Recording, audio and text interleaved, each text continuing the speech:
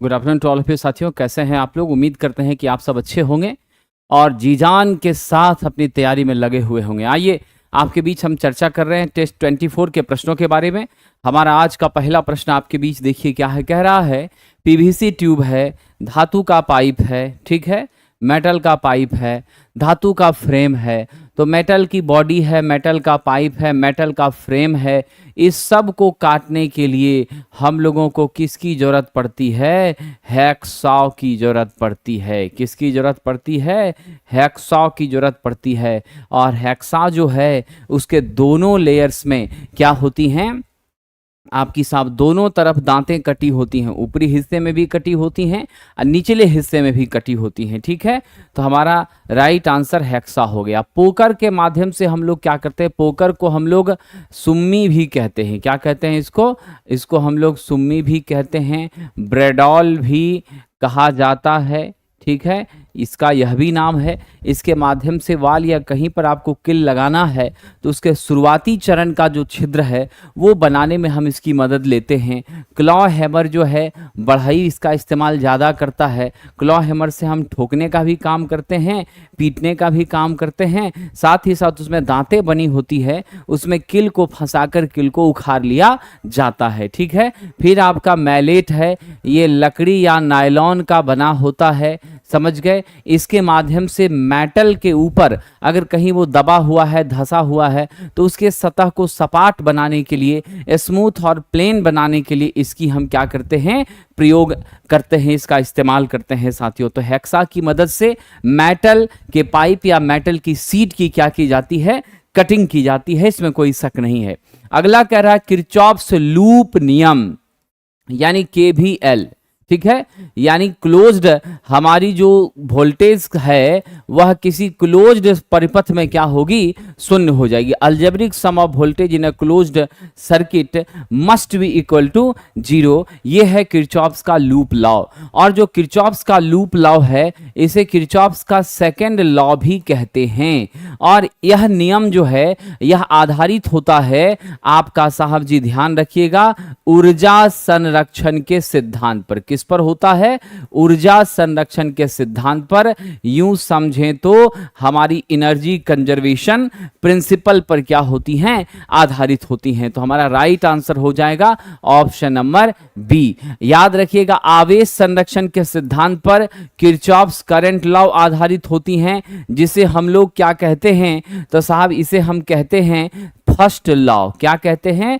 First law कहते हैं, ठीक है, ध्यान रखिएगा। और केसीएल के आधार पर आप सबको याद रखना है कि केसीएल के आधार पर आप सब जानते हैं कि algebraic sum of current must be equal to 0। Algebraic sum हमारे करंट की शून्य हो जाती है, खास करके कहां पर? तो at particular node of the circuit, हमारे सर्किट के किसी नोड पर। और नोड का मतलब होता है कि ऐसा पॉइंट, ऐसा इक्विपोटेंशियल पॉइंट जहां पर आपकी दो या दो से अधिक सर्किट एलिमेंट क्या होते हैं? जुड़े हुए होते हैं। समझ गए साथियों, ये ध्यान रखिएगा, ठीक है। तो मेरा राइट आंसर यहां बी है।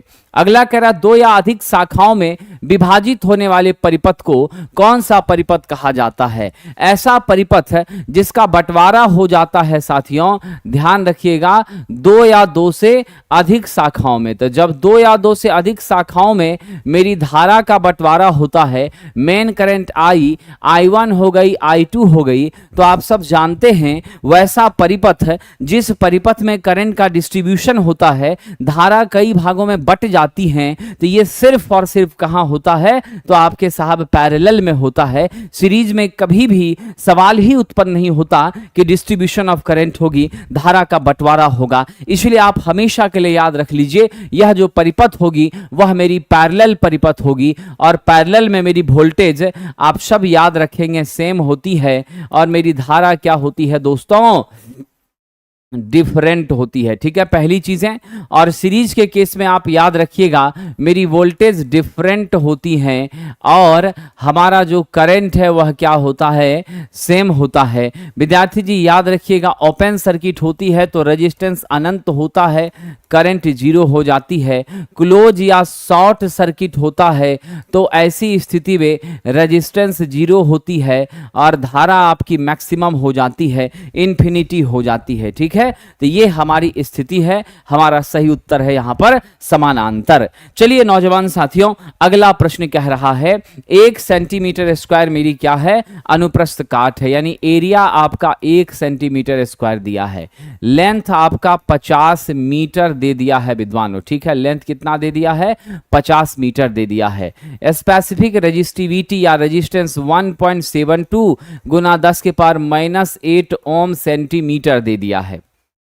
अब या तो हम सबको सेंटीमीटर में ही लेके आ जाएं, या नहीं तो हम क्या करें, सबको मीटर में लेके आ जाएं।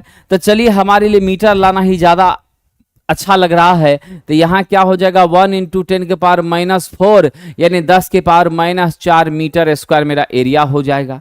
इस जगह पर 1.72 गुना 10 के पावर -8 गुना 10 के पावर -2 बराबर 1.72 गुना 10 के पावर -10 ओम मीटर हो जाएगा। कंसेप्ट क्लियर, क्या हो जाएगा, -10 ओम मीटर। अब चलिए जरा विद्यार्थी जी सिंप्लीफाई कर लीजिए। अब आप सब जानते हैं R बराबर क्या होता है, रो L/A होता है। रो का मान है 1.72 × 10 के पावर -10 है ना, अब बटा गुना आपका 50 हो जाएगा। ठीक है, यहां पर आपका ओम × मीटर। ठीक है, अब चलिए विद्यार्थी जी, अब यहां पर हम आगे बढ़ते हैं। नीचे हमारा क्या हो जाएगा, एरिया का मान दिया है 10 के पावर -4, यहां मीटर स्क्वायर, तो मीटर स्क्वायर से ये मीटर कट गया, ये मीटर कट गया, तो टोटल कट गया, खाली आपका क्या बच गया साहब जी, यहां पर ओम बच गया। सिंप्लीफाई कर लीजिए, 0 आपका कितना होता है, 17 × 5 = 85, यानी लगभग आपका क्या हो गया, 86 माइक्रो ओम होता है। कितना होता है, 86 माइक्रो ओम होता है, लगभग 85 इस क्वेश्चन में मिल रहा है। तो हम उत्तर किसको ले लें, सी नंबर को ले लें। किसको उत्तर ले लें, सी नंबर को ले लें। ठीक है, हो रहा है वो, लेकिन उसके नियरेस्ट वैल्यू कौन सा है, 85 है, तो हम लोग सी ले लेते हैं। ठीक है, चलिए आगे बढ़ते हैं सरकार। नेक्स्ट हमारा देखते हैं क्या होगा, ये समझे कि नहीं। ये तो 1.72 गुना 5 कर दिए, अब -4 ऊपर गया तो +4, तो -10 + 4 तो -6 बचा, -6 के बदले माइक्रो ले लीजिए, ओम आपका एज इट इज है, बाकी 1.72 गुना 5 कर दीजिए। ठीक है कि नहीं, 5 दूनी 10, 17 × 5 = 85, 85 × 10 = 86, 86 हो जाएगा, है कि नहीं, क्या हो जाएगा, 86 हो जाएगा। चलिए आगे बढ़ते हैं, अगला प्रश्न। एक कैपेसिटर में 2 डैश शामिल होता है, तो एक कैपेसिटर में 2 हमारी इलेक्ट्रोड शामिल होती हैं और वह दोनों इलेक्ट्रोड आपस में डाइइलेक्ट्रिक मटेरियल से क्या होती हैं, आइसोलेटेड होती हैं। क्या होती हैं, डाइइलेक्ट्रिक मटेरियल से आइसोलेटेड होती हैं। यही मेरा कैपेसिटर होता है। ठीक है कि नहीं, ये ध्यान रखिएगा। अब इसमें जो है हम क्या जवाब दें साहब, कंडक्टर इंसुलेटर के द्वारा पृथक होता है। क्या होता है, कंडक्टर इंसुलेटर के द्वारा पृथक होता है, और जिस प्रकार का हम इंसुलेटर डालते हैं वही उसका नामकरण संस्कार हो जाता है। मैंने कई बार आपको समझाया है कि अगर पेपर रहेगा तो पेपर कैपेसिटर, सिरामिक रहेगा तो सिरामिक कैपेसिटर, ऑयल रहेगा तो ऑयल कैपेसिटर। ठीक है, तो जो भी मटेरियल आप देंगे, इलेक्ट्रोलाइट रहेगा तो इलेक्ट्रोलाइटिक कैपेसिटर, इसमें कोई शक नहीं है। ठीक है, ध्यान रखिएगा साहब। चलिए आगे बढ़ते हैं, अगला प्रश्न, निम्न संयोजन का इक्विवेलेंट कैपेसिटेंस बताइए। सरकार यहां पर 12 फैराड है, यहां 6 फैराड है, यहां 8 फैराड है। 12 और 6 का सीरीज 8 के साथ पैरेलल। तो सबसे पहले हम क्या करते हैं, 12 × 6 / 12 + 6 कर लेते हैं। 72 बाय कितना हो जाएगा, 18, क्या हो जाएगा, 4 फैराड हो गया। अब की सिचुएशन में मेरे पास 8 फैराड और 4 फैराड पैरेलल में है, तो मेरा सी इक्विवेलेंट 8 + 4 = 12 फैराड हो जाएगा। Right answer is 12। क्या हो जाएगा, राइट आंसर इज 12, इसमें कोई शक नहीं। ठीक है, चलिए आगे बढ़ते हैं, अगला प्रश्न। एसी सर्किट की औसत पावर क्या होती है। देखिएगा ध्यान से, एसी सर्किट की औसत पावर क्या होती है? तो साहब जी हमारी जो एवरेज पावर है, एक्टिव पावर है, जो एक्चुअल में सर्किट में डेसिपेट होती है, उसे हम लोग वी आई कॉस फाई से सूचित करते हैं और इसका यूनिट जो होता है साथियों वाट में होता है। अगर मात्रा ज्यादा है तो किलोवाट में भी हम लोग ले सकते हैं। राइट आंसर आपका क्या है? ऑप्शन नंबर बी है। क्या है साहब जी? Right answer option number B है। चलिए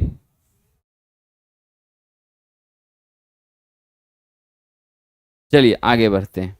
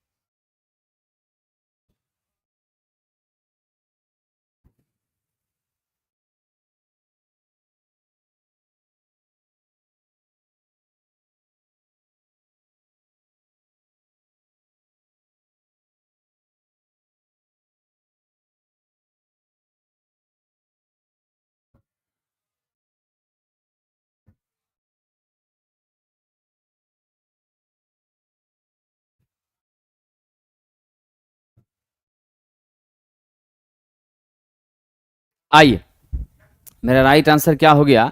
साइनोसॉइडल का एवरेज पावर क्या होगा? साइनोसॉइडल का एवरेज पावर हम लोग क्या जानते हैं? अगर आप एवरेज वैल्यू की बात करते हैं साइनोसॉइडल में तो क्या हो जाती है? जीरो हो जाती है। ठीक है, साइनोसॉइडल का एवरेज वेव फॉर्म क्या हो जाता है? जीरो हो जाता है। इधर का उधर का दोनों मिलकर क्या हो जाता है? जीरो हो जाता है। ठीक है, चलिए बाकी हमारी जो एसी सर्किट है उसकी बात अगर हम करें तो ऑन बिहाफ ऑफ दिस अगर जाते हैं तो मेरा पावर क्या है? वी आई कॉस फाई है। ठीक है, average value, average voltage, average current, average power, सबका एनालिसिस क्या है साथियों? अलग अलग है। ये पीरियडिक सिग्नल है, इक्वली डिस्ट्रीब्यूटेड है। अगर एरिया कंसिडरेशन से करेंगे तो जीरो हो जाएगा। ठीक है, प्योर इंडक्टर की बात करेंगे तो जीरो हो जाएगा, प्योर कैपेसिटर की बात करेंगे तो वहां पर भी क्या हो जाएगा? जीरो हो जाएगा। ठीक है, चलिए वह फ्रीक्वेंसी जिस पर रिजोनेंस उत्पन्न होता है, तो स्वाभाविक सी बात है जिस फ्रीक्वेंसी पर रिजोनेंट उत्पन्न होता है उसे रिजोनेंट फ्रीक्वेंसी कहते हैं। क्या कहते हैं? उसे रिजोनेंट फ्रीक्वेंसी कहते हैं। ठीक है, उसे क्या कहते हैं? रिजोनेंट फ्रीक्वेंसी कहते हैं। ध्यान दीजिएगा। ठीक है, याद रखिए उसे क्या कहते हैं? रिजोनेंट फ्रीक्वेंसी कहते हैं। समझ गए? यहां पर थोड़ा सा क्या होगा? रेजोनेंट फ्रीक्वेंसी कहते हैं। और अगर सीरीज आरएलसी सर्किट है, क्या है? सीरीज आरएलसी सर्किट है तो एफ आर का मान क्या होगा? 1/2 pi under root L C होगा। क्या होगा? एफ आर का मान 1/2 pi under root L C होगा। ठीक है, ध्यान रखिएगा क्या होगा? 1/2 pi under root L C होगा। चलिए आगे बढ़ते हैं। आइए साहब जी अगला प्रश्न।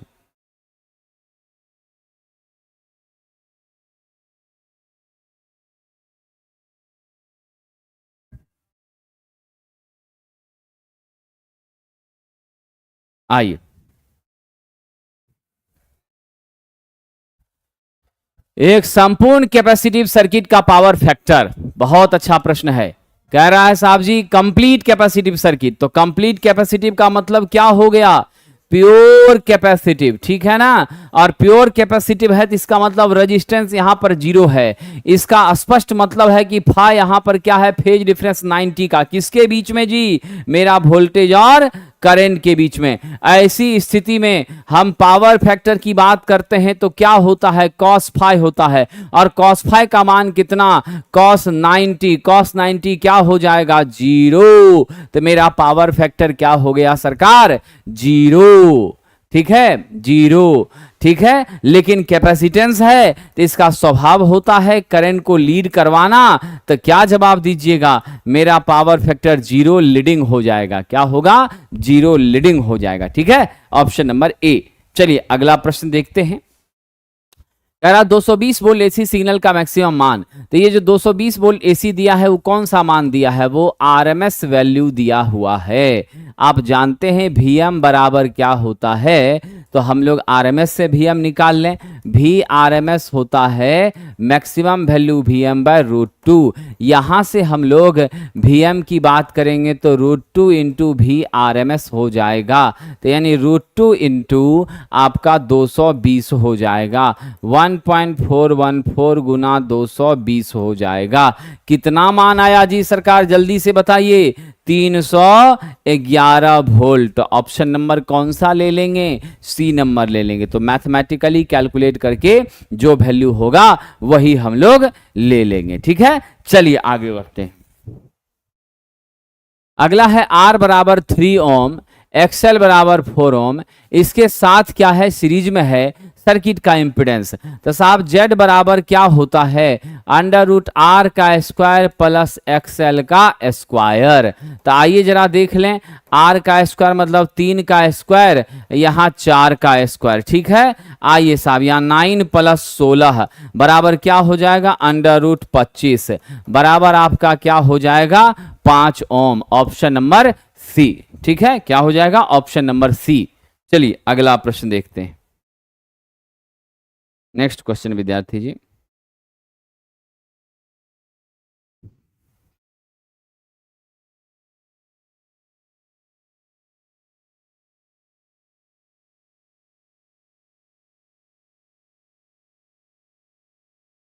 आगे बढ़ने से पहले मैं बता दूं कि असिस्टेंट लोको पायलट 2025 के लिए ट्रेड की तैयारी जो छात्र करना चाहते हैं तो हमारे इस बैच से जुड़ सकते हैं। ऑनलाइन ऑफलाइन दोनों माध्यम में ये बैचेज आपको प्राप्त हो रही हैं और इसकी क्लासेस 22 अप्रैल से आरंभ हो रही है हमारे बाजार समिति रेनबो बिल्डिंग सेंटर पर। इससे संबंधित विशेष जानकारी के लिए 7070177240 पर आप कॉल करके जानकारी ले सकते हैं। आइए अगला प्रश्न विद्यार्थी जी। किसी एक लाइन और न्यूट्रल के बीच का वोल्टेज। तो साथियों याद रखना बात स्टार की हो रही है। यह मेरा क्या है साहब? न्यूट्रल। और ये आपका लाइन। तो लाइन और न्यूट्रल के बीच के वोल्टेज को हम क्या कहते हैं साहब जी? फेज वोल्टेज कहते हैं। क्या कहते हैं इसको? फेज वोल्टेज कहते हैं। ठीक है, तो राइट आंसर हो जाएगा फेज वोल्टेज। और अगर बात स्टार कनेक्शन की हो रही है तो स्टार कनेक्शन में ही न्यूट्रल मिलता है। इसमें मेरा फेज वोल्टेज लाइन बटा √3 होता है और मेरा लाइन वोल्टेज √3 गुना फेज वोल्टेज होता है। और यहाँ मेरी लाइन करंट मेरे फेज करंट के क्या होती हैं? समान होती है। मेरी लाइन करंट क्या होती हैं? फेज करंट के साथियों समान होती हैं। अगला RYB में सबसे पहला कौन मिलेगा? तो साहब जी सीक्वेंस ही वही होता है जो सबसे पहले। तो R सबसे पहले, फिर उसके बाद Y, फिर उसके बाद साहब जी आपका B। तो जो पहले मिला फिर उसके बाद तो सीक्वेंस उसी हिसाब से हम लोग करने का काम करते हैं साथियों। ठीक है, तो राइट आंसर क्या हो जाएगा? RYB में सबसे पहले लाल है तो लाल ही सबसे पहले मैक्सिमम वैल्यू को अचीव करेगा। ठीक है, नेक्स्ट क्वेश्चन। ड्राई सेल का पॉजिटिव इलेक्ट्रोड। तो ड्राई सेल का पॉजिटिव इलेक्ट्रोड मेरा किसका बना होता है? जल्दी बताइए। कार्बन का होता है। हमारा जो एनोड होता है पॉजिटिव इलेक्ट्रोड वो कार्बन का होता है और जिंक की मेरी क्या होती है? निगेटिव इलेक्ट्रोड कैथोड होता है। समझ गए साथियों? और हमारी शुष्क सेल की वोल्टता कितनी होती है? एक सेल का वोल्टेज 1.5 वोल्ट होता है। यह सदैव याद रखना। कितना होता है? 1.5 वोल्ट रहता है। ठीक है, इसमें कोई शक नहीं है। अगला देखते हैं साहब जी। इसमें जो है हम मैग्नीज डाइऑक्साइड का प्रयोग डीपोलराइजर के रूप में करते हैं। किसका प्रयोग करते हैं? मैग्नीज डाइऑक्साइड का प्रयोग डीपोलराइजर के रूप में करते हैं। इसे ध्यान रखिएगा साथियों। लेड एसिड बैटरी किसका उदाहरण है? तो लेड एसिड बैटरी विद्युत इलेक्ट्रोकेमिकल सिस्टम का इलेक्ट्रोकेमिकल डिवाइस है। मतलब हम लोग यहाँ केमिकल से इलेक्ट्रिकल एनर्जी की प्राप्ति कर रहे हैं। ठीक है, और क्या कर रहे हैं? यहाँ पर इलेक्ट्रिकल एनर्जी को केमिकल में बदल रहे हैं, केमिकल से फिर इलेक्ट्रिकल कर रहे हैं। तो इसीलिए यह क्या है? विद्युत रासायनिक हमारा इलेक्ट्रोकेमिकल डिवाइस है, इसमें कोई शक नहीं है। और लेड एसिड बैटरी में हम लोग जानते हैं कि यहां पर हम किसका प्रयोग करते हैं साथियों, लेड एसिड बैटरी में इलेक्ट्रोलाइट के रूप में हम H2SO4 का प्रयोग करते हैं। ठीक है, किसका यूज करते हैं, H2SO4 का यूज करते हैं। 2.2 वोल्ट के आसपास एक सेल की वोल्टेज यहां पर हुआ करती है। अगला है अस्थाई चुंबक, टेम्परोरी मैग्नेट। टेम्परोरी मैग्नेट को हम लोग किस नाम से जानते हैं साथियों, तो इसको हम लोग इलेक्ट्रोमैग्नेट के नाम से जानते हैं। किस नाम से जानते हैं, इलेक्ट्रोमैग्नेट के नाम से जानते हैं। और इसका प्रयोग हम लोग करते हैं साहब इलेक्ट्रिक बेल में। कहां करते हैं, इलेक्ट्रिक बेल में करते हैं। ठीक है, आपको देख लीजिए, इलेक्ट्रिकल इक्विपमेंट है, मोटर है, मूविंग कॉइल है, लाउड स्पीकर है। क्या होगा सही उत्तर, आप लोग ही कुछ दिशा निर्देश दीजिए, क्या होगा सही उत्तर यहां पर, what is the correct answer for this.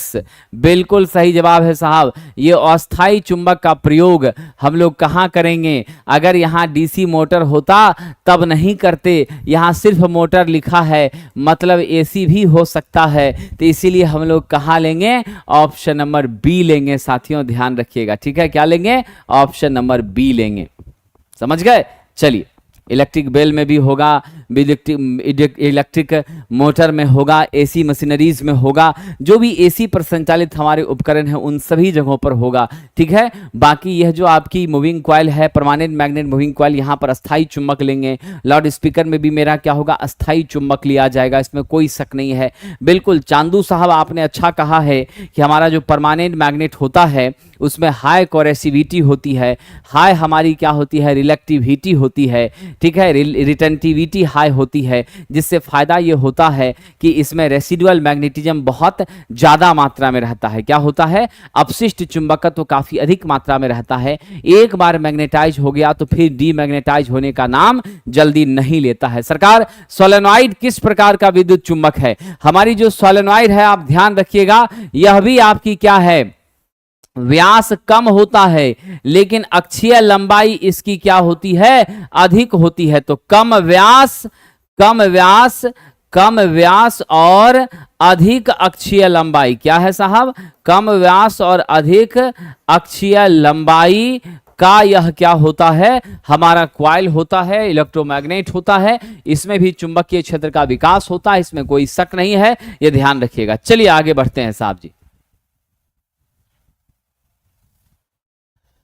यह किसने खोजा कि धारा वहन करने वाले चालक को चुंबकीय क्षेत्र में रखे जाने पर गति उत्पन्न होगी, बल उत्पन्न होगा, और उस बल के कारण हमारी क्या होगी, टॉर्क उत्पन्न होगी। उस टॉर्क की वजह से रोटर रोटेट करेगा, और यह कंसेप्ट मोटर में लागू होता है। ये बातें किसने बताई थी साहब, ये बातें माइकल फैराडे ने बताई थी। किसने बताई थी, माइकल फैराडे ने बताई थी। ये सारा खोज का श्रेय उन्हीं को जाता है। आज जो मोटर और जनरेटर के माध्यम से हम इतना सारा काम करने में कैपेबल हो पाए हैं, ये दुनिया जितनी बेहतरीन हमारे लिए आसान और सुलभ और सुगम हो गई है, वह किसके वजह से हुई है, माइकल फैराडे के त्याग, तपस्या, बलिदान की वजह से हुई है, उनके सुपर ब्रेन की वजह से हुई है। साथियों, चुंबकीय परिपथ का एमएमएफ, जैसे मैग्नेटोमोटिव फोर्स, यह हमारे मैग्नेटिक परिपथ से होकर, चुंबकीय परिपथ से होकर फ्लक्स के पास होने के लिए जिम्मेदार होता है।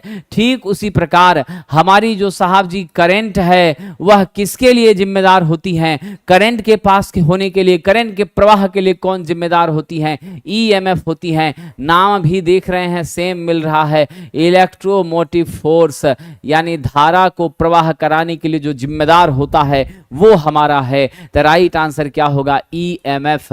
इधर आपके इलेक्ट्रिकल सर्किट में ईएमएफ, आप मैकेनिकल मैग्नेटिक में क्या हो जाएगा, एमएमएफ। इलेक्ट्रिकल में क्या हो जाएगा, ईएमएफ, और मैग्नेटिक में हो जाएगा आपका एमएमएफ। क्या हो जाएगा, एमएमएफ। चलिए आगे बढ़ते हैं।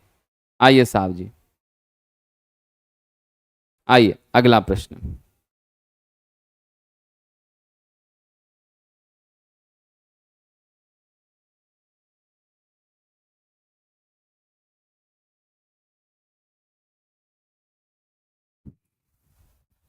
वायु की आपेक्षिक विद्युतशीलता का मान क्या है, रिलेटिव परमिटिविटी, यानी एप्सिलॉन नॉट की बात हो रही है।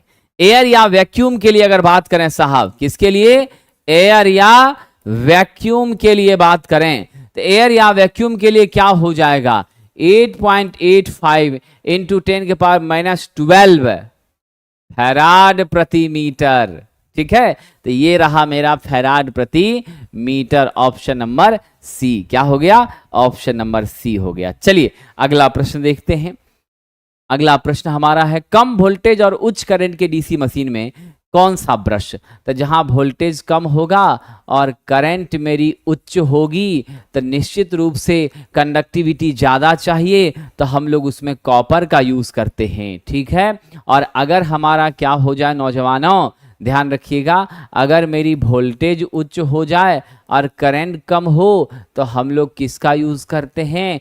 कार्बन का यूज़ करते हैं। तो क्या जवाब दीजिएगा विद्वान साथियों? Right answer for this is what? Copper. अब इसका मतलब खाली कॉपर ही नहीं रहता है, कॉपर और आपका कार्बन दोनों का मिश्रण रहता है, लेकिन मोस्ट अप्रोप्रिएट हम क्या लेंगे? कॉपर लेंगे। उसमें करंट कैरिंग कैपेसिटी डेफिनेटली क्या होती है? With respect to carbon maximum होती है। नौजवानों आगे है, डीसी मशीन में आर्मेचर लेमिनेशन की मोटाई लगभग डैश होती है। तो साहब जी आर्मेचर लेमिनेशन आप सबको याद है 0.3 से लेकर के 0.5 के बीच ही रखते हैं। इससे ज्यादा लेमिनेशन करने की जरूरत ही हमें नहीं है, क्योंकि जितना थिन लेमिनेशन होगा हमारी एडी करंट लॉसेस उतनी कम होगी, क्योंकि हमारी eddy current losses square of thickness of lamination के प्रोपोर्शनल होती हैं। जैसा कि मैंने आपको बताया है, पीई प्रोपोर्शनल है टी स्क्वायर का, जहां टी हमारी थिकनेस ऑफ लेमिनेशन है। अगर हम एडी करंट लॉसेस का पूरा मान देखें, K E B M square F square T square into भी यहां पर मेरा आयतन है साहब, टी मेरी थिकनेस ऑफ लेमिनेशन है, एफ मेरी फ्रीक्वेंसी है, अब बी मेरा क्या है? फ्लक्स डेंसिटी है। बी मेरा क्या है? फ्लक्स डेंसिटी है, इसमें कोई शक नहीं है। के आपका कॉफिशिएंट है। क्या है साहब? कॉफिशिएंट है, एडी करंट कॉफिशिएंट है। ये छोटी छोटी बातें आप याद रखेंगे दोस्तों। अगला है, ट्रांसफार्मर किस प्रकार का डिवाइस है? आपका ट्रांसफार्मर मैग्नेटिक है कि रोटेशनल है कि फिक्स है कि इलेक्ट्रोस्टैटिक है? जल्दी से जल्दी जवाब देने का कष्ट करिए। What will be the correct answer for this? हमारी ट्रांसफार्मर फिक्स है, इसमें कोई रोटेटिंग पार्ट नहीं होता। क्या होता? कोई रोटेटिंग पार्ट नहीं होता, समझ गए? जिसके कारण हमारी फ्रिक्शनल लॉस क्या होती है? हमारी फ्रिक्शनल लॉस क्या होती है? जीरो हो जाती है। घर्षण की वजह से होने वाली हानि का मान क्या हो जाता है? शून्य हो जाता है, इसमें कोई शक नहीं है। राइट आंसर आपका क्या हो जाएगा? ऑप्शन नंबर बी हो जाएगा नौजवानों। चलिए अगला प्रश्न देखिए, सरकार क्या कह रहा है? 2 पोल का लैप वाइंडिंग डीसी मशीन में चालक का प्रतिरोध 2 ओम है, चालक की कुल संख्या 100 है, यानी जेड आपका कितना दे दिया है? 100 दे दिया है। ठीक है, हमारे चालक का प्रतिरोध कितना दे दिया है? 2 ओम दे दिया है। पोल हमारा कितना है? 2 है। कौन सी मशीन है? तो लैप वाइंडिंग वाली हमारी डीसी मशीन है। इतनी ही जानकारी आपको दी गई है। आपसे पूछ रहा है आर्मेचर का कुल प्रतिरोध निकालिए। तो सरकार इसका बहुत ही आसान सा फार्मूला होता है।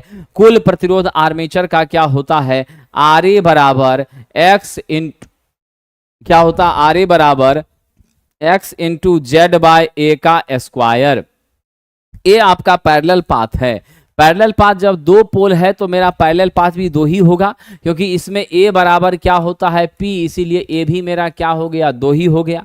अब जरा सा फटाफट हमें बताइए x का मान कितना दिया है? यानी चालक का प्रतिरोध 2 दे दिया है। ठीक है, हमारे पास z मतलब कंडक्टर की संख्या कितनी है? 100 है। a कितना है जी? 2 का स्क्वायर, तो यानी 2 का स्क्वायर आप कर दीजिए, तो 2 गुना 100 बटे 4, तो 2 से 2 बार में कट गया, यहाँ आपका 50 आ गया, तो 50 हमारी क्या हो जाएगी? ओम हो जाएगी मेरे आर्मेचर का प्रतिरोध, जो कि बहुत ही ज्यादा है। इतना होना सही नहीं है। कभी भी आर्मेचर का प्रतिरोध 1 ओम से ज्यादा नहीं होना चाहिए, ये हमारी कोशिश होती है। अब as per the situation question पूछा है, तो जो कैलकुलेशन निकल कर आएगा उसी को कंसीडर करेंगे। चलिए,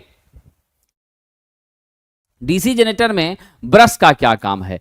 तो ब्रश जो हमारा है वह कम्यूटेटर के ऊपर लगा होता है और ब्रश होल्डर के माध्यम से होल्ड रहता है और ब्रश गियर के द्वारा नियंत्रित होता है और इसके टच में रहता है और यह करंट को कलेक्ट करके क्या करता है, ध्यान रखिएगा, करंट को कलेक्ट कर, एकत्रित कर, जो छोटे छोटे टुकड़े में हमारी धारा जो है आपकी यहाँ हमें प्राप्त हो रही है, क्या हो रही हैं, छोटे छोटे टुकड़े में जो हमारी धारा एसी से डीसी में परिणत हो रही हैं, उसके लिए हम लोग जो करंट है, टुकड़े वाली करंट, उसको कलेक्ट करने का काम किसके द्वारा करते हैं, ब्रश के माध्यम से करते हैं। तो जवाब क्या होगा, कम्यूटेटर से धारा को रिसीव करना और आउटपुट में प्रदान करना, आउटपुट में भेजना। ठीक है, चलिए, एक सेकेंडरी वाइंडिंग में जो प्रेरित ईएमएफ है किस पर निर्भर करता है, तो साहब जी सेकेंडरी वाइंडिंग में प्रेरित ईएमएफ हो कि प्राइमरी का प्रेरित ईएमएफ हो, ईएमएफ का सूत्र ही होता है 4.44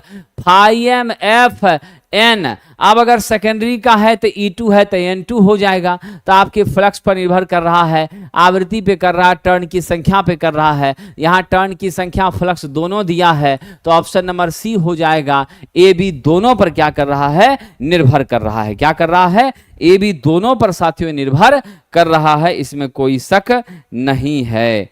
चलिए आगे बढ़ते हैं, अगला प्रश्न नेक्स्ट कह रहा है साथियों, ध्यान दीजिएगा,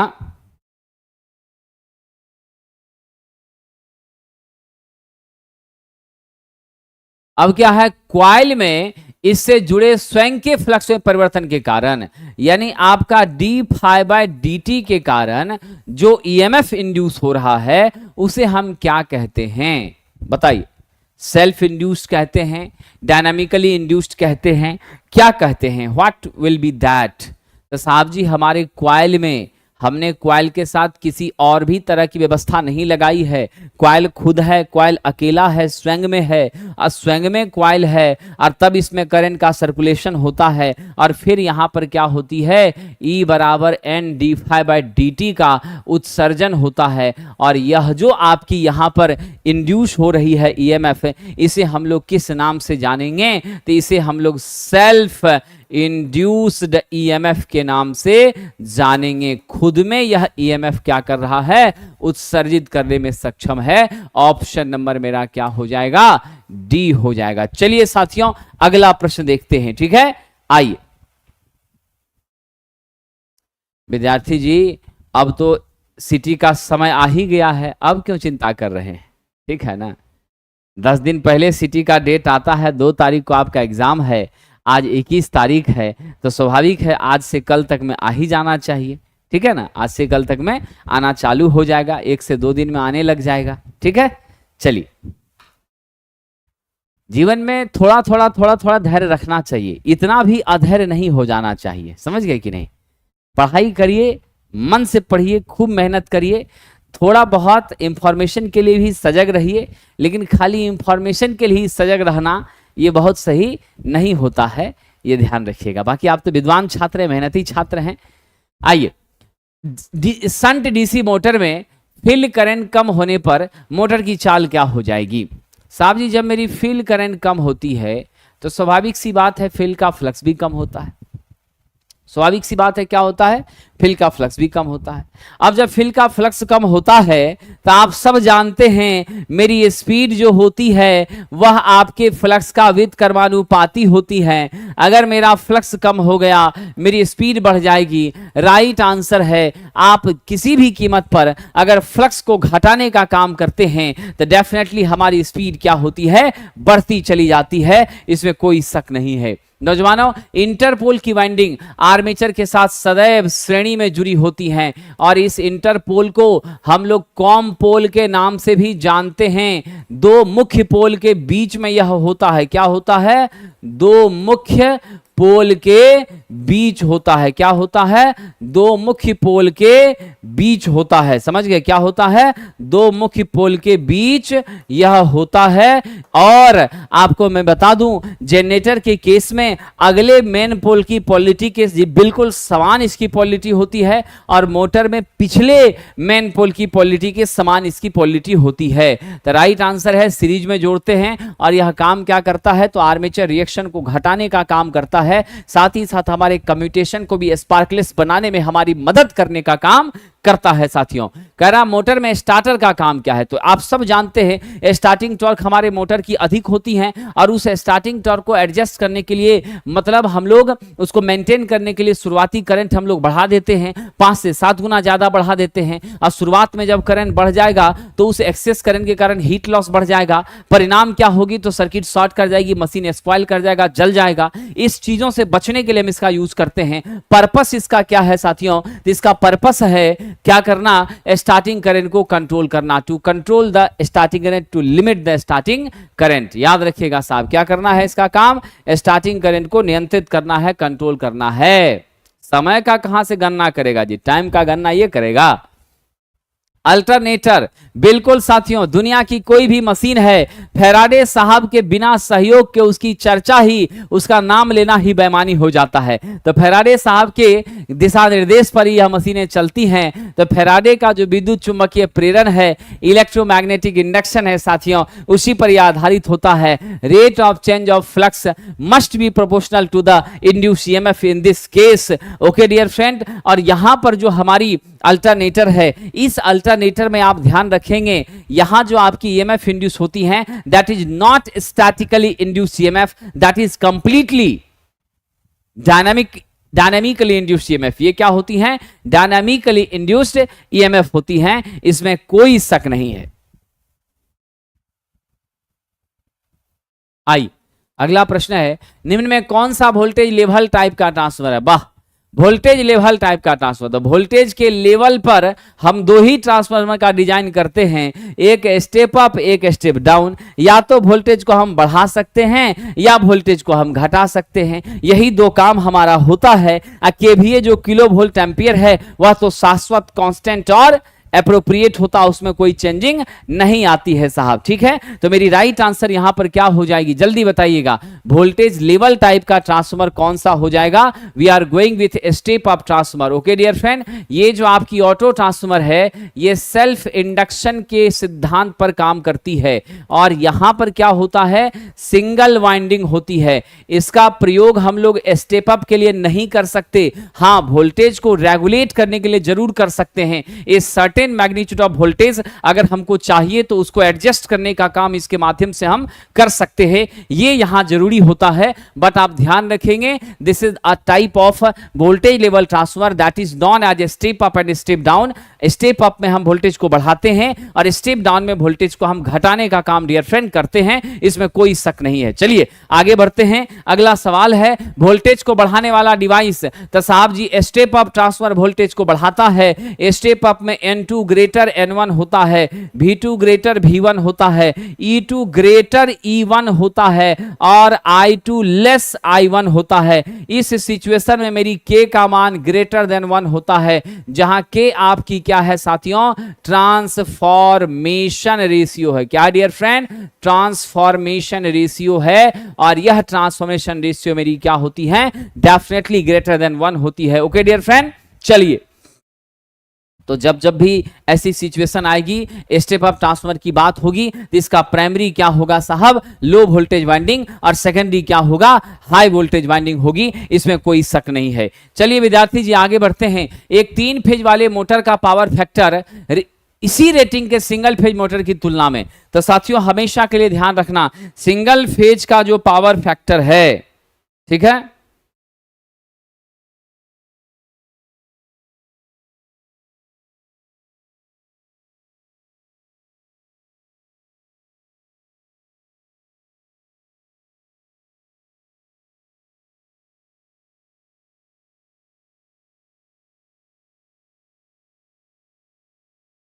आइए साहब।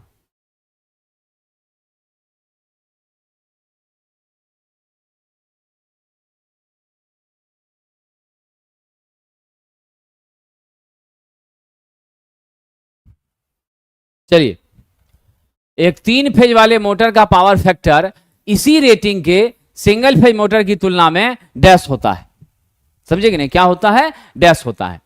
आइए साथियों, तो 3 फेज वाले का पावर फैक्टर मेरा बढ़िया होता है with respect to single phase. Single phase में हमारी जो पावर फैक्टर है 0.5 से लेके 0.7 लैगिंग होती हैं, ठीक है। और जो 3 फेज का है यह 0.8 0.9 तक लैगिंग हमारी होती है।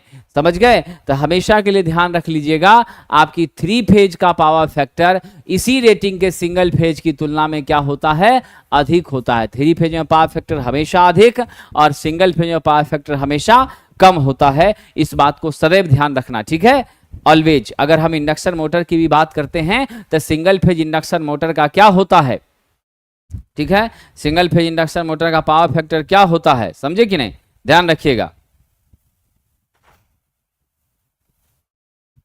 सिंगल फेज इंडक्शन मोटर का पावर फैक्टर हमेशा कम होता है और जो हमारी 3 फेज इंडक्शन मोटर है उसकी पावर फैक्टर अच्छी होती है। और रही बात हमारी साहब जी सिंक्रोनस मोटर की, तो वह अगर आपका क्या है, ओवर एक्साइटेड नो लोड पर है, क्या है, ओवर एक्साइटेड नो लोड पर है, तब हमारी क्या स्थिति बनती है, हमारी पीएफ जो है यहाँ पर लीड करती है। यह पीएफ को इंप्रूव कराने के लिए प्रयोग में लिया जाता है। क्या होता है, पीएफ को इंप्रूव कराने के लिए प्रयोग में लिया जाता है। अगर 3 फेज में मेरा क्या होगा, 3 फेज में मेरा मान लीजिए कि आपका वाउंड रोटर होगा, स्लिप-रिंग इंडक्शन मोटर होगा, ठीक है। क्या होगा, स्लिप-रिंग इंडक्शन मोटर, उसका पावर फैक्टर 0.8 से ऊपर जाता है कि नहीं जाता है, ठीक है कि नहीं। और इधर हम सिंगल फेज की बात करें 0.3 0.4 0.5 इस रेंज में हमारा पावर फैक्टर रहता है, ठीक है कि नहीं, 0.7 तक जाता है।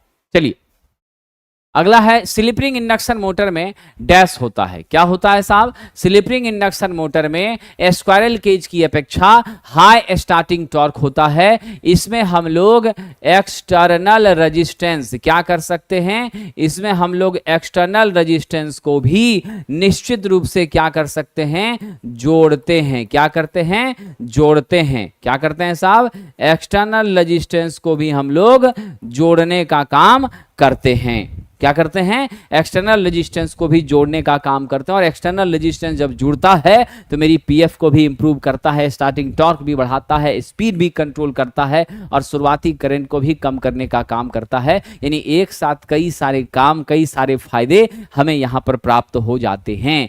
डैश का उपयोग करके विद्युत शक्ति को मापा जाता है साहब। वाट मीटर का प्रयोग करके हम शक्ति को मापते हैं, पावर को मापते हैं और इस पावर को हम मापने के लिए वाट में मापते हैं। और हमारी वाट मीटर में 2 कॉइल होती है। क्या होती है, 2 कॉइल होती हैं। एक पोटेंशियल कॉइल है, दूसरा करंट कॉइल है। पोटेंशियल कॉइल हाईली रेजिस्टिव होता है, यह वोल्टेज को मेजर करने का काम करता है। करंट कॉइल जो है यह इंडक्टिव नेचर की होती है और यह आपकी क्या करता है साहब, करंट को मापने का काम करता है। दोनों को हम लोग 90 डिग्री पर शिफ्ट करते हैं, जिससे परिणाम यह होता है कि दोनों के बीच का फेज एंगल भी ऑटो एस्टैब्लिश हो जाता है, जिससे पावर फैक्टर की भी गणना हो जाती है। और एक ही उपकरण वाट मीटर, इसकी मदद से हम बड़े आराम से पावर को मापने में सक्षम हो जाते हैं।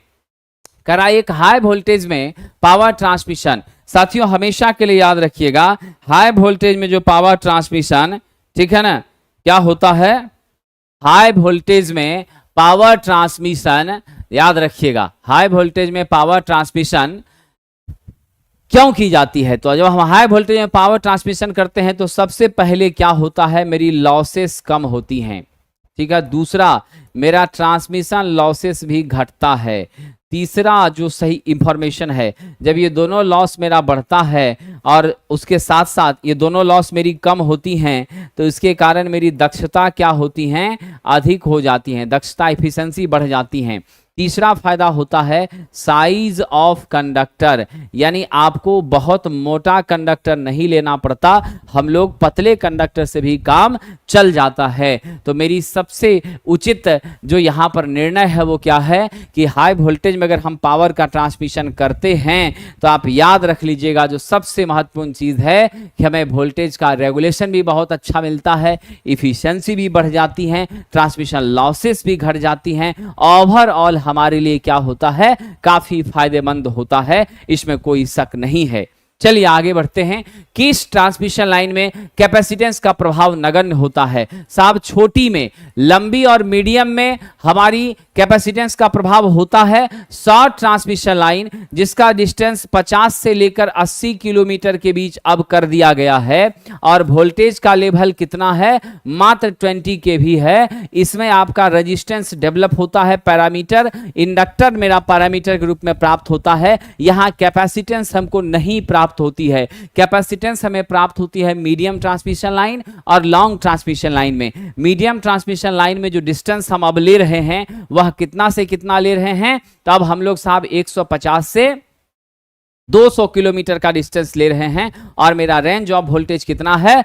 100 केवी का है। अगर 200 से ज्यादा का हमारा डिस्टेंस है और 100 केवी से ज्यादा का वोल्टेज है तो वो लॉन्ग ट्रांसमिशन में हमारी आ जाती हैं। मेरा राइट आंसर क्या हो जाएगा? ऑप्शन नंबर बी हो जाएगा साथियों। चलिए आगे बढ़ते हैं। समान रूप से हीटिंग एलिमेंट में इनडायरेक्ट रेजिस्टेंस हीटिंग फर्नेस के लिए किस सामग्री का? तो इनडायरेक्ट रेजिस्टेंस हीटिंग के लिए फर्नेस में जो हम लोग यूज करेंगे साहब हीटिंग एलिमेंट का, तो यह तो अंडरस्टूड है ना कि हमारा इकलौता हीटिंग एलिमेंट जो हर जगह अपनी मौजूदगी देता है उसको नाइक्रोम कहते हैं। और यह जो मेरा नाइक्रोम है इसमें आपकी 80% निकेल होती है और 20% आपका क्या होता है? क्रोमियम होता है। और यह हमारी पूरी व्यवस्था को, उष्मा की विधि व्यवस्था को मेंटेन करने में सक्षम होता है। पूरे को अकेले अपना त्याग करके पूरी व्यवस्था को हीट देने में लगा रहता है साथियों। थर्मोकपल एक ऐसा डिवाइस है जो डैश में परिवर्तित करता है। तो साहब जी क्या करता है? उष्मा ऊर्जा को विद्युत ऊर्जा में परिवर्तित करता है। यानी प्लेटिनम और इरिडियम ये दो डिफरेंट टाइप के मटेरियल आप लीजिए और दोनों के करस्पॉन्डिंग तापमान का अंतर होता है। परिणाम होती है टेम्परेचर के डिफरेंस के कारण उसमें करंट का प्रवाह चालू हो जाता है। क्या होता है? करंट का प्रवाह चालू होता है और उस करंट के प्रवाह के कारण डेफिनेटली हमारी क्या हो जाती हैं? साथियों विद्युत ऊर्जा का जेनरेशन होना प्रारंभ हो जाता है। साथियों इलेक्ट्रिकल आयरन की एकमात्र प्लेट जो है वह किसकी बनी हुई है? सरकार कास्ट आयरन की बनी है। इसी को हम लोग सोल प्लेट कहते हैं और इस सोल प्लेट पर ही पूरी असेंबली मेरे आयरन की टिकी हुई होती है। यही सोल प्लेट के ऊपर नाइक्रोम का आवरक के ऊपर लपेट करके तार उष्मा देने का काम करता है और वह उष्मा हमारे सोल प्लेट में किस माध्यम से आती है साथियों? कंडक्शन के माध्यम से आती है। कैसे आती है? कंडक्शन के माध्यम से। और फिर उसी को हम कपड़े ऊपर रखते हैं तो कपड़े का रिंकल्स वगैरह क्या होता है? समाप्त हो जाता है। राइट आंसर होगा कच्चा लोहा। 60 कैंडल पावर के स्रोत द्वारा कुल फ्लक्स कितना होगा? बहुत ही अच्छा प्रश्न है। हमारे पास 60 कैंडल पावर दिया है तो हम लोग जानते हैं एक कैंडल पावर बराबर कितना होता है जी? तो 12.56 ल्यूमेन होता है। क्या होता है? 12.56 ल्यूमेन होता है। ठीक है, आपसे पूछा है ल्यूमेन, तो एक में जब 12.56 तो 60 सीपी में कितना? 12.56 गुना 60 कर लीजिए। जल्दी से मुझे बताइए what will be the magnitude dear friend? तो आपका 754.2 ल्यूमेन हो जाएगा। ऑप्शन नंबर हम किसको लेंगे साहब? सी को लेंगे। चलिए आगे बढ़ते हैं। अगला प्रश्न, एक प्रकाश का समान वितरण किस पर निर्भर करता है? तो मेरे लाइट का इक्वल डिस्ट्रीब्यूशन हो, हर जगह यूनिफॉर्म डिस्ट्रीब्यूशन हो, बेहतर डिस्ट्रीब्यूशन हो, तो ये स्पेस हाइट रेशियो पर डिपेंड करता है। किस पर डिपेंड करता? स्पेस हाइट रेशियो पर डिपेंड करता है, इसमें कोई शक नहीं है। समझ गए कि आपका स्पेस हाइट रेशियो का मतलब है कि जिस सतह पर प्रकाश आनी है उस सतह से जहां आपने बल्ब लगाया है उसका क्या डिस्टेंस है, और साथ ही साथ वो हाइट हो गई कितनी ऊंचाई पर है, और डिस्टेंस हो गया कि बड़ा कमरा है तो उस कमरे में दो बल्बों के बीच की दूरी जो है वह आपकी क्या हो गई? तो साहब जी स्थान के बारे में यहां हो गया। तो स्पेस हाइट तो स्थान और दूरी का अनुपात, और ये 2:1 के रेशियो में होना चाहिए। क्या होना चाहिए? 2:1 के रेशियो में होना चाहिए, उससे ज्यादा कभी भी नहीं। कमरे की प्रदीप्ति किस बात पर निर्भर करती है? बहुत अच्छा प्रश्न है, कष्ट कीजिएगा थोड़ा सा आप लोग भी। क्या हो जाएगा साहब, दीवार का रंग कैसा है, छत का रंग कैसा। अगर छत का रंग आपका सफेद है तो प्रकाश की चमक, ब्राइटनेस बेहतर होगी, क्योंकि सफेद सभी प्रकाश को रिफ्लेक्ट करने का काम करता है। इसीलिए हम लोग अपने कमरे में जो पेंटिंग करते हैं वो हल्के कलर का पेंटिंग करते हैं। हल्के कलर की पेंटिंग से हमें कम वाटेज की बल्ब से भी रोशनी अच्छी मिलती है। अगर डार्क पेंटिंग करवाइएगा तो आपको बल्ब वगैरह में काफी ज्यादा एनर्जी का कंजप्शन करना पड़ेगा और ज्यादा प्रकाश की जरूरत पड़ेगी, तब जाकर के इल्यूमिनेशन बेहतर मिलेगा। किस लैंप का CRI सबसे घटिया होता है, तो घटिया की बात करेंगे तब तो सोडियम वेपर लैंप हो जाएगा। और दिए गए में सबसे बढ़िया की बात करेंगे इनकैंडेसेंट होगा। इसका 95 से अधिक होता है साथियों, 0 से लेकर के 100 तक के स्केल पर इसका पैरामीटर होता है। और CRI का पूरा नाम आप जान रहे हैं, colour rendering index.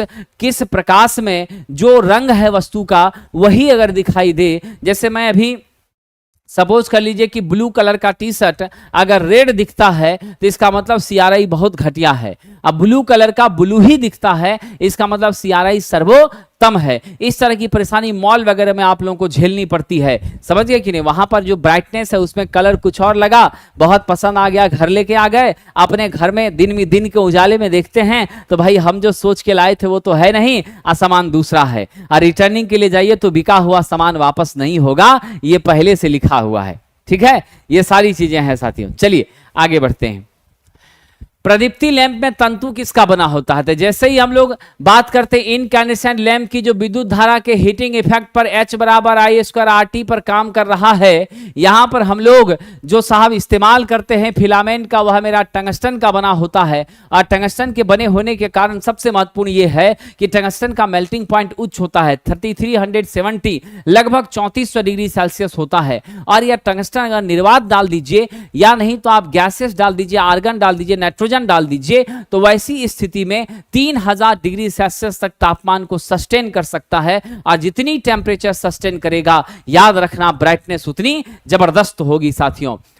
Lamp load dash load का उदाहरण है, तो लैंप लोड कैसा उदाहरण है, किस तरह का लोड है, खटाखट बताने का प्रयास करिए साहब जी। यह रजिस्टिव लोड है। लैंप जैसे ही आप लिए तो इंडक्टिव लैंप की बात होती है। किसकी बात होती है, इनकैंडेसेंट लैंप की। किसकी, इनकैंडेसेंट लैंप की होती है। ताप दीप्त लैंप की, इनकैंडेसेंट लैंप की बात होती है। और यह रजिस्टिव लोड है क्योंकि इसमें हमने यूज किसका किया है, टंगस्टन का यूज किया है। रजिस्टिव लोड है, पावर फैक्टर को भी क्या करता है, यूनिटी मेंटेन रखता है। तो राइट आंसर क्या होगा, ए। चलिए अगला है जनरेटर ट्रांसफर संयोजन में कंटिन्यूअस बसबार वायरिंग के लिए डैश पदार्थ का प्रयोग किया जाता है। तो जनरेटर ट्रांसफर कनेक्शन में कंटिन्यूअस बसबार वायरिंग के लिए हम दो ही चीजों का यूज करते हैं जब हमें जरूरत पड़ती है, या तो एल्युमिनियम करते हैं या तो कॉपर करते हैं। ठीक है, हालांकि कॉपर करना बेस्ट माना जाता है, लेकिन यह डिपेंड करेगा सिचुएशन पर, महंगा थोड़ा होता है। तो जब मेरे पास ऑप्शन दे दिया है कि आप अपनी इच्छा अनुसार, अपनी सामर्थ्य अनुसार, उपलब्धता अनुसार यूज कर सकते हैं एल्युमिनियम कॉपर दोनों में किसी का, तो फिर हम लोग बोथ के साथ ही जाएं, यही बेहतर होता है। आगे बढ़िए साहब जी।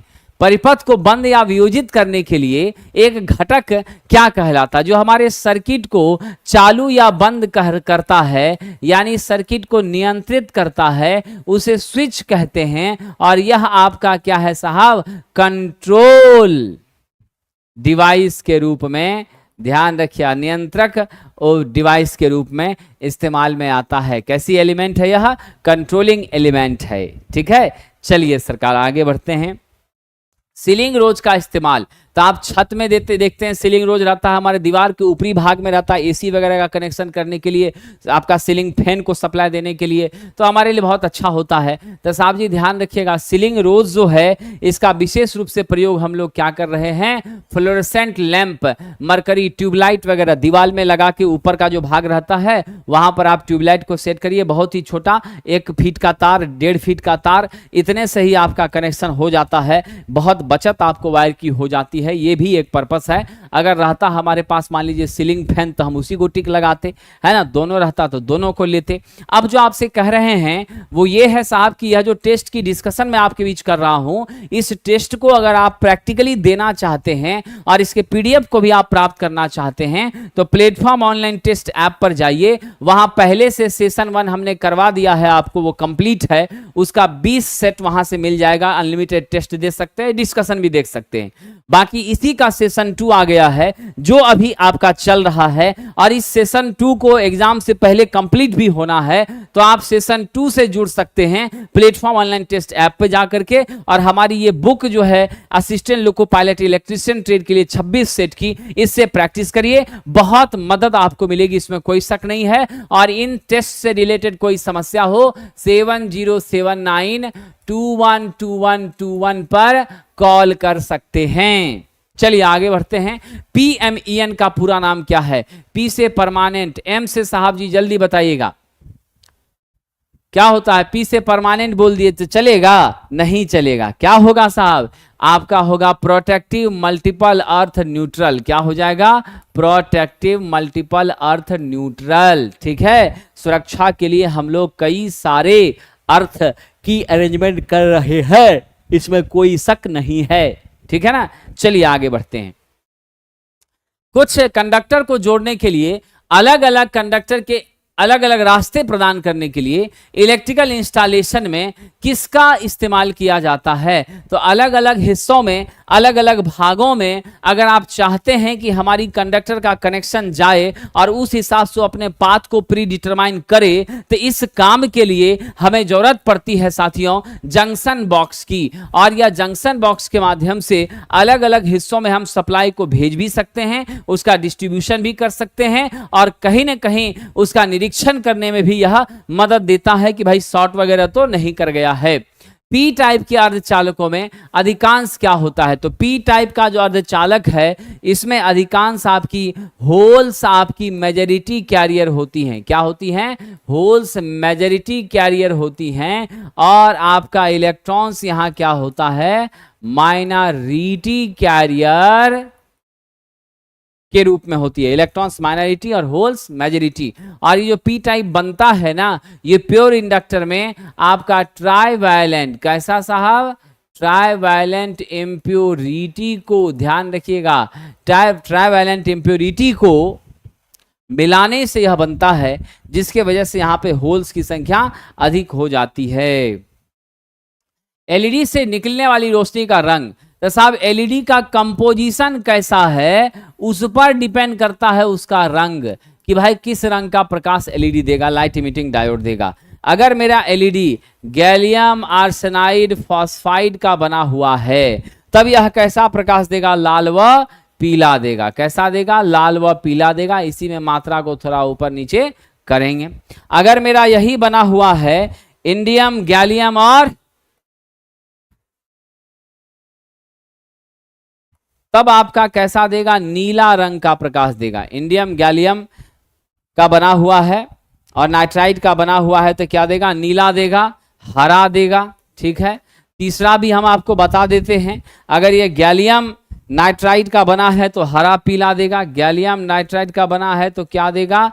हरा और पीला प्रकाश देगा। तो आप देख रहे हैं अलग अलग मटेरियल के कंपोजिशन जिसकी मदद से एलईडी बना है, उस आधार पर यह तय होता है कि हमारा रंग कौन सा होगा। इसको सदैव याद रखिएगा। तो हम उत्तर इसमें क्या दे दें? हमारी राइट आंसर क्या हो जाएगी विद्वानों? हो जाएगी प्रयुक्त अर्धचालक पदार्थ के प्रकार।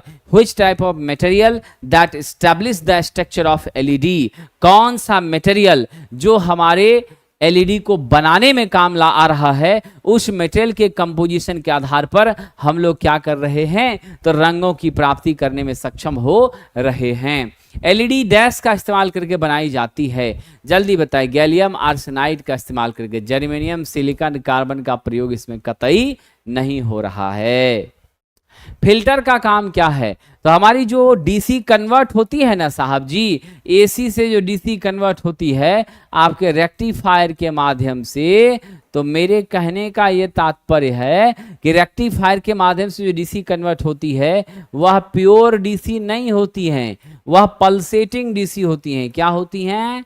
वह पल्सेटिंग डीसी होती हैं, ठीक है। और इस पल्सेटिंग डीसी में थोड़ी बहुत मात्रा एसी की भी रहती है, फ्रीक्वेंसी की भी रहती है। हम चाहते हैं इसको प्योर डीसी बनाना, तब हम किसका यूज करेंगे? जल्दी बता दीजिए। जब हम चाहते हैं प्योर डीसी बनाना, तब उसके लिए हम लोग फिल्टर का प्रयोग करेंगे। किसका प्रयोग करेंगे? फिल्टर का प्रयोग करेंगे। तो क्या जवाब दीजिएगा जी साथियों? मेरा जवाब हो जाएगा कंपन वाले डीसी सिग्नल को अस्थिर अवस्था वाले डीसी सिग्नल में बदलना। क्या करना? कंपन वाले डीसी सिग्नल को अस्थिर अवस्था वाले डीसी सिग्नल में बदलना। चलिए अगला प्रश्न, धातु के धनात्मक टर्मिनल से क्या जोड़ा जाता है? धातु के पॉजिटिव टर्मिनल से एनोड जोड़ा जाता है और निगेटिव टर्मिनल से जो जुड़ा रहता है उसे हम लोग क्या कहते हैं? कैथोड कहते हैं। अमीटर तो आपकी क्या है? इमीटर जो है यह पार्ट है हमारा, एक टर्मिनल है किसका? तो आपके ट्रांजिस्टर का है ना। क्या है साहब जी? ट्रांजिस्टर का एक हिस्सा है, ट्रांजिस्टर का एक टर्मिनल है, इसमें कोई शक नहीं है। आइए अगला प्रश्न, फुल वेव ब्रिज रेक्टिफायर में प्रत्येक डायोड में करंट डैश के लिए प्रवाहित होती है। तो सभी डायोड में, फुल वेव ब्रिज में कितना डायोड? यहां पर हम लोग जो हैं, आप याद रखना, 4 डायोड का प्रयोग करते हैं। क्या करते हैं? फुल वेव में हम लोग 4 डायोड का प्रयोग करते हैं। और इनपुट सिग्नल हमारी जो होती है ना, आप तो जानते हैं कि इनपुट सिग्नल मेरी क्या है? साइनोसॉइडल है। तो इस हाफ के लिए आपका कौन? D1 D3, इस हाफ के लिए D2 D4, यानी हाफ हाफ साइकिल के लिए 2 डायोड मिल करके ऑपरेशन करता है। और देन हमारी क्या होती है? फाइनल आपको आउटपुट हमें प्राप्त होती है। तो हम यहां पर क्या जवाब दे दें विद्वान मित्रों? हम जवाब दे दें इनपुट सिग्नल का आधा चक्र के लिए आपका काम करती हैं। क्या करती हैं? इनपुट सिग्नल के आधा चक्र के लिए, ठीक है, इसमें कोई शक नहीं है। आइए नेक्स्ट प्रश्न की ओर चलते हैं, ठीक है। विद्यार्थी जी, आपको पढ़ाना है और ये चीज बताना है, तो क्या बिना बोले हो जाएगा? बताइए। हम चुपचाप मौन रहते हैं, 1 घंटा खड़े हो जाते हैं, प्रश्न का डिटेल इंफॉर्मेशन आपको प्राप्त हो जाएगा। कमेंट करके जरा बताइएगा। मैं अभी से मौन हो जा रहा हूं और आप लोगों को आंसर अपने आप मिल जाएगा क्या? आपके मित्र हैं नौशाद साहब, कहते हैं सर आप बहुत बोलते हैं। भाई साहब, बोलेंगे नहीं तो आप समझेंगे कैसे? यही तो कम्युनिकेशन का माध्यम है और प्रभु का, ईश्वर का, भगवान का आशीर्वाद है कि हम बोल पाने में सक्षम हैं। समझ गए कि नहीं? इसलिए आपको बोल करके बताने का प्रयास कर रहे हैं। बाकी आप तो हमारे लिए ईश्वर हैं, देवता हैं, जो आप आदेश दीजिएगा वो करेंगे, है कि नहीं है? चलिए आइए साहब, राय साहब आगे बढ़ते हैं। एक से एक कलाकार इस धरती पर है, ठीक है कि नहीं? पढ़ना नहीं है, लेकिन पढ़ने वाले बच्चों को भी डिस्टर्ब करना है। ये सब अच्छी चीजें नहीं है।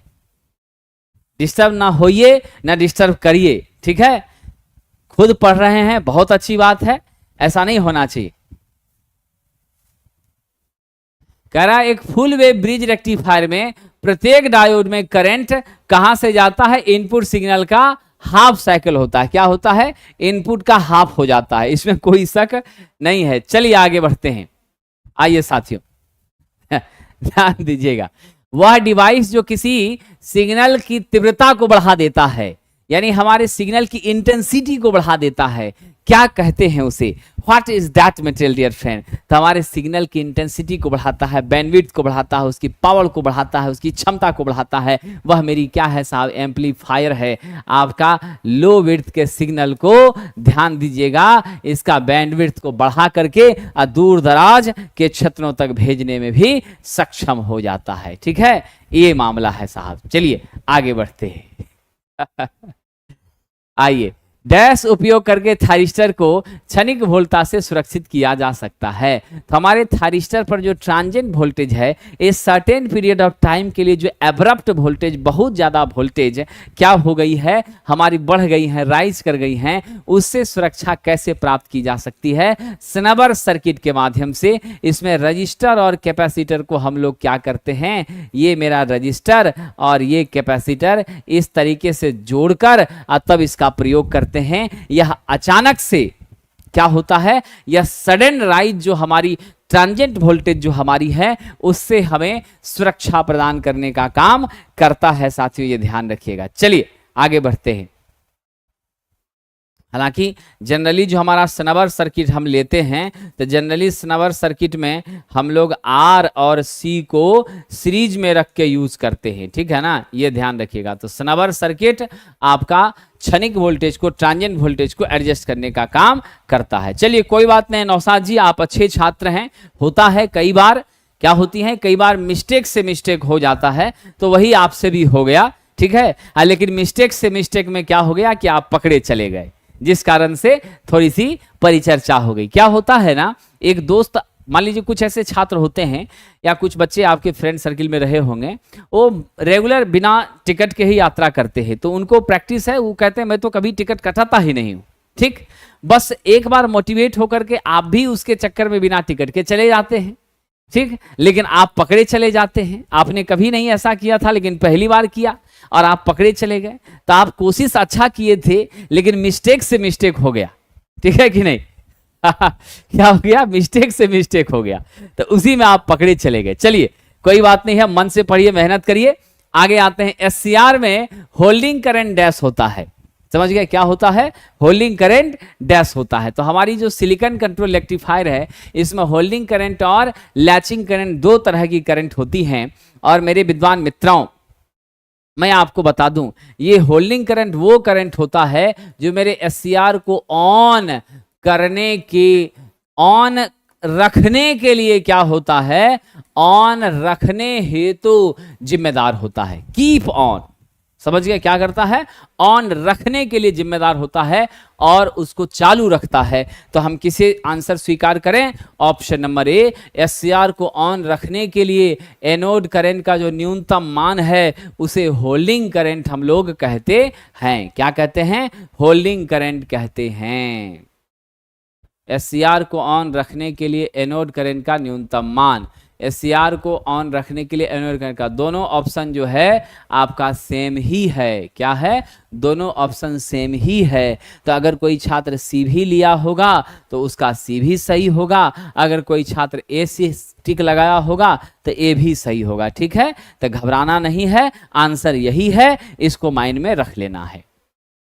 अगला है, सीरीज जनरेटर को किस रूप में इस्तेमाल किया जाता है? तो सीरीज जनरेटर को हम लोग बूस्टर के रूप में प्रयोग करते हैं। किस रूप में करते हैं सरकार? बूस्टर के रूप में प्रयोग करते हैं। जानते हैं बूस्टर क्या होता है?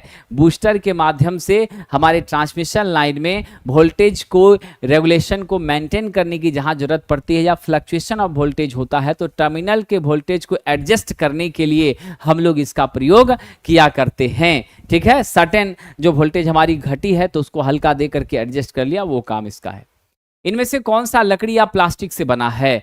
तो देख लीजिए साहब जी, सोल प्लेट कभी भी लकड़ी प्लास्टिक का नहीं होता है। हमारी हैंडल जो है वह जरूर लकड़ी और प्लास्टिक की होती है। किसी भी उपकरण की बात करें तो किसी भी उपकरण की हैंडल या तो जनरली आजकल प्लास्टिक का ज़्यादा प्रचलन हुआ है तो प्लास्टिक की होती है। पुराने समय में लकड़ी जो है यह प्रचुर मात्रा में थी और उपलब्ध भी थी, तो हम लोग किसका करने लगे थे? लकड़ी का। तो नॉर्मली के प्रभाव को, तो आर्मेचर रिएक्शन के माध्यम से, आर्मेचर रिएक्शन के माध्यम से मेरा कुल फ्लक्स जो है, मेरा नेट फ्लक्स जो है आपका, उसमें जो कमी आ रही है आपके फाइए के कारण, तो नेट फ्लक्स में जो कमी हो रही है उस कमी को किस रूप में जानते हैं? तो दो तरह का प्रभाव होता है, एक तो सीधा डीमैग्नेटाइज करता है, एक आपका डिस्टॉर्ट करता है, पाथ को डेविएट करता है। क्या करता है? एक हमारे रास्ते को भटकाने का काम साथियों करता है। तो यहाँ पर क्या हो जाएगा? कम कर करना मतलब विचुंबकन, डीमैग्नेटाइजेशन। और ये डीमैग्नेटाइजेशन कहां हो रहा है? लोकल कंडक्टर पर हो रहा है। कहां हो रहा है डीमैग्नेटाइजेशन? लोकल कंडक्टर पर हो रहा है, ये आप ध्यान देंगे। 4 पोल वाले डीसी जनरेटर में लैप वाउंड आर्मेचर जिसमें 50 स्लॉट है, 16 कंडक्टर प्रति स्लॉट है। बड़ा मजेदार प्रश्न है जी। देख लेते हैं क्या क्या दिया है। पोल आपका 4 दिया है, लैप है तो मेरा ए बराबर क्या हो जाएगा? 4 हो जाएगा। कितने स्लॉट हैं? 50 स्लॉट हैं। एक स्लॉट में कितना कंडक्टर है? तो भाई 16 कंडक्टर प्रति स्लॉट है, तो कुल कंडक्टर जेड बराबर क्या हो जाएगा? 50 गुना 16 हो जाएगा। कितना होता है? तो आपका 800 हो गया मेरा कंडक्टर। ठीक है साहब जी। फ्लक्स कितना दे दिया है?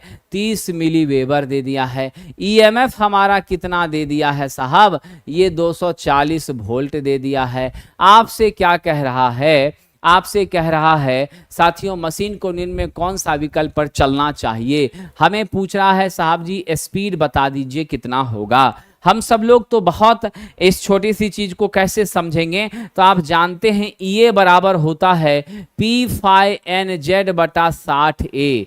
अब हम लोग यहां से n निकालना चाहें तो ये इंटू 60A, अब बटा क्या हो जाएगा? P5Z। सारा डाटा रख दीजिए। ये के बदले 240, 60 का 60, A का मान आपका 4 है, बटा हमारा पोल देख लीजिए कितना है जी? तो आपका 4 है। फाई हमारा कितना है जी? फ्लक्स, तो 30 गुना 10 के पावर माइनस 3 है। और कंडक्टर मेरी 800 है। ये 4 4 कट गया, यहां से ये 0 कट गया, ये 0 और ये 0 कट गया। 8 या 24 है ना? 24, 240 गुना 10 के पावर माइनस 3 है ना? तो 240 था नीचे, तो हमारा 24 कट गया, तो फिर आपका कितना नीचे? 10 हो गया। 10 गुना 10 के पावर माइनस 3, 10 के पावर माइनस 2 हो गया। ठीक है कि नहीं? और आपका टोटल मान देखिए तो कितना आ रहा है? ये 14,400 बटा 24 यानी आपका 600 आरपीएम। कितना आ रहा है? 600 आरपीएम आ रहा है। हम लोग ऑप्शन कौन सा ले लें? बी। क्या ले लें? बी। चलिए आगे बढ़ते हैं। अगला प्रश्न, किस तरह की डीसी मशीन में रेसिडुअल मैग्नेटिज्म जरूरी होता है? तो साहब जी सिर्फ मोटर लिखा है, जनरेटर कहां पर साहब जी हमारे लिए रेसिडुअल मैग्नेटिज्म जरूरी है? दिमाग लगाइए और जरूर बताइए साहब जी। परमानेंट मैग्नेट वाला जो है इसमें मैंडेटरी है। क्या है? अत्यंत आवश्यक है। परमानेंट मैग्नेट जैसे हो गया तो वहाँ रेसिडुअल मैग्नेटिज्म तो होगा ही होगा। अगर रेसिडुअल मैग्नेटिज्म नहीं होगा तो फिर कोई मीनिंग ही नहीं बचता है, इसका संचालन ही संभव नहीं है। We are going with the right answer, which one? Option number D dear friend. चलिए अगला प्रश्न है, डीसी मशीन के निम्नलिखित ब्रेकिंग एक्शंस में से किस दौरान ऊर्जा बचाई जाती है? तो सब लोगों को याद है रीजेनरेटिव में ऊर्जा बचाई जाती है, यह बेस्ट मेथड भी है। इसमें हमको क्या होता है? आउटपुट में हमें वापस रिटर्न आपको क्या होती है? इलेक्ट्रिकल एनर्जी मिलने लग जाती है। क्या होती है? हमें आउटपुट में रिटर्न में इलेक्ट्रिकल एनर्जी मिलना शुरू हो जाती है, इसमें कोई शक नहीं है। नौजवानों आपको मैं बता दूं, बेसिक साइंस और इंजीनियरिंग ड्राइंग के लिए रुक्मिणी प्रकाशन की यह पुस्तक आपके लिए बहुत फायदेमंद है। इलेक्ट्रिकल ट्रेड थ्योरी के लिए इलेक्ट्रिकल ग्रुप की ITI trade theory book 12,000 plus special railway के लिए है।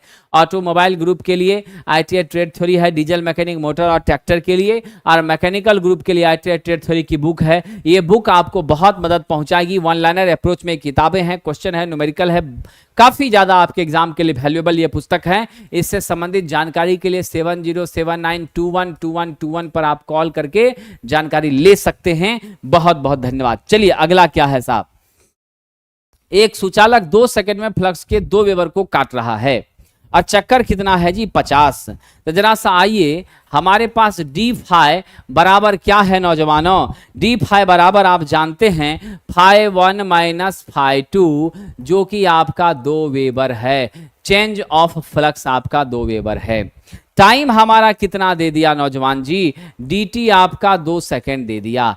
एन आपका नंबर ऑफ टर्न्स कितना है, तो 50 है। टर्न्स कितना है, 50 है। तो हम लोग क्या जानते हैं, E बराबर N D phi by D T. तो विद्वानों अब क्या करिएगा, एन के जगह 50 और 2/2 कट गया, कितना, टोटल का टोटल 50 वोल्ट आपकी वोल्टेज यहां पर विकसित हो रही है।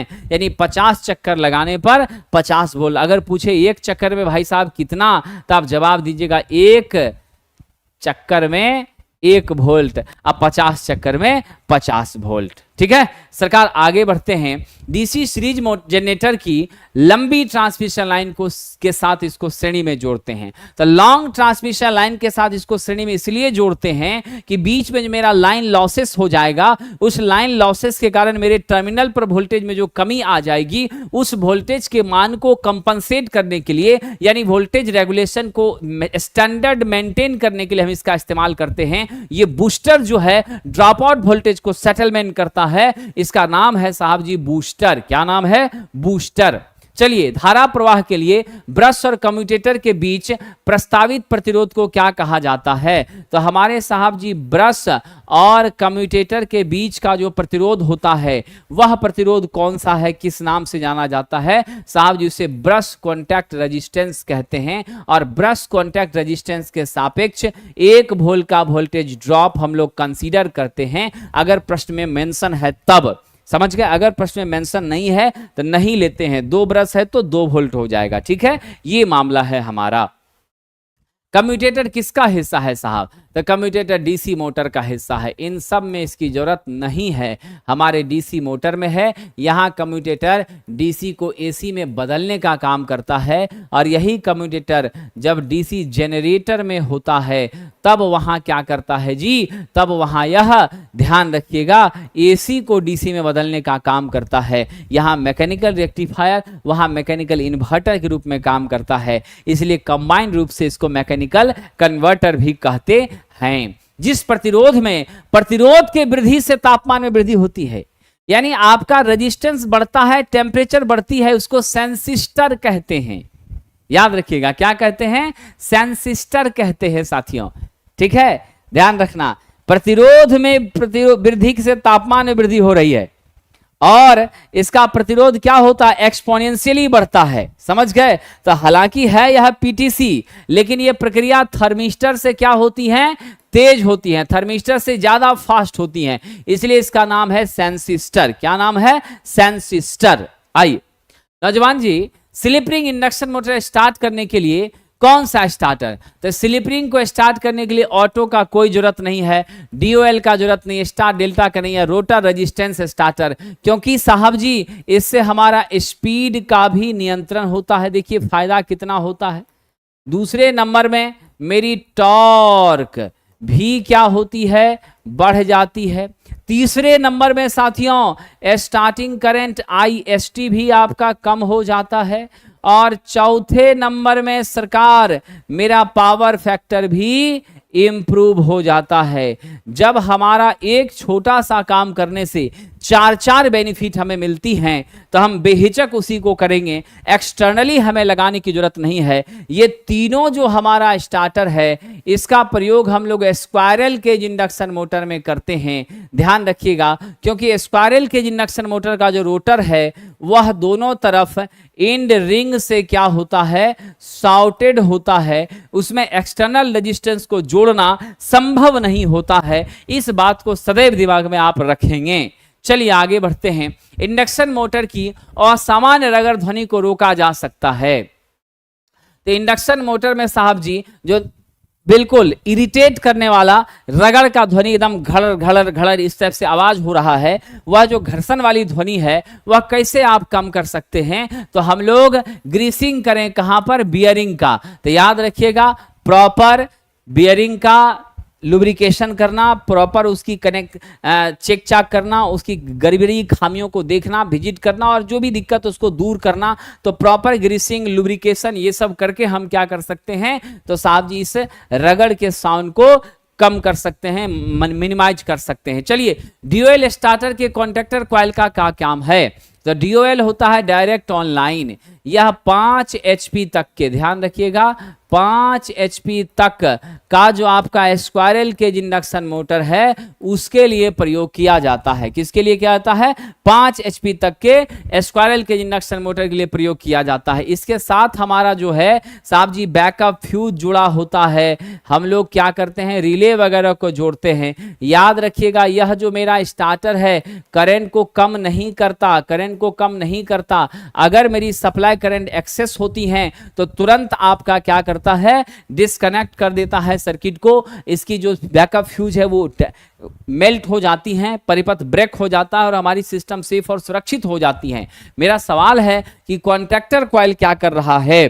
तो कॉन्टैक्टर कॉइल जो है साथियों ऑन स्टेट में इसको रखता है, मेंटेन रनिंग की कंडीशन को एस्टैब्लिश रखता है, चालू अवस्था में मशीन को बरकरार रखने का काम करता है। ये था हमारा डायरेक्ट ऑन लाइन साथियों, ठीक है। तो हम आज के इस डिस्कशन को यहीं समाप्त करते हैं। आप सब लोग खूब मन से पढ़िए, इन प्रश्नों की प्रैक्टिस करिए। अगर इसको टेस्ट के रूप में आपको प्रैक्टिस करना है तो प्लेटफॉर्म ऑनलाइन टेस्ट एप्लीकेशन पर जाइए और वहां से जुड़ जाइए। समझ गए? कई सारे एग्जामिनेशंस, इसके सभी क्वेश्चन एएलपी को ध्यान में रखकर तैयार किए जा रहे हैं।